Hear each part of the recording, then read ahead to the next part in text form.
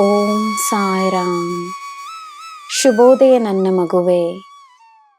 ನಿನ್ನ ಈ ದಿನವನ್ನು ಸುಂದರವಾಗಿಸುತ್ತೇನೆ.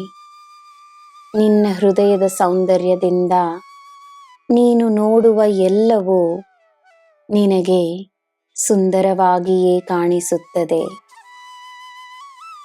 ಒಳ್ಳೆಯದನ್ನು ಮಾತ್ರವೇ ನೋಡಲು ಸದಾ ಪ್ರಯತ್ನಿಸು. ಒಳ್ಳೆಯದೇ ಆಗುತ್ತದೆ. ಜೀವನದಲ್ಲಿ ಹಲವಾರು ಬಣ್ಣಗಳಿವೆ.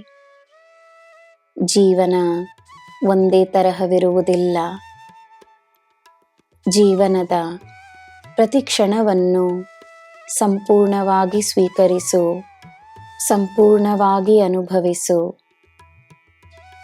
ನಿನ್ನ ದಿನ ಶುಭವಾಗಿರಲಿ. ಸರ್ವಂ ಸಾಯಿಮಯಂ. ಜೈ ಸಾಯಿರಾಮ್.